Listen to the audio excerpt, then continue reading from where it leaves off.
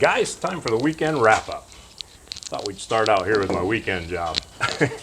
This is the step van we've been working on. Got a 6-inch chop out of the roof, shortened it 32 inches. Rebuilt all the door rollers. Made the doors work a little better. You can really see the chop from the front.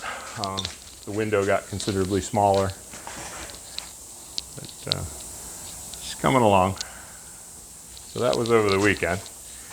And back here, we got a little work done on Frank's car.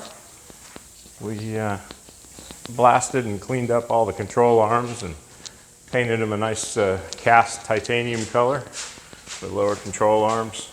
Spindles are black. Waiting for some new bushings for the rack and pinion. But front end's coming together. And a little public service announcement. When Frank got this car, we had taken these original bolts out. You can see they're just a standard nut, not a castle nut, not a nylock, anything. Do not, under any circumstances, put your suspension together without a castle nut and a cotter pin or a nylock bolt nut. That's a recipe for disaster.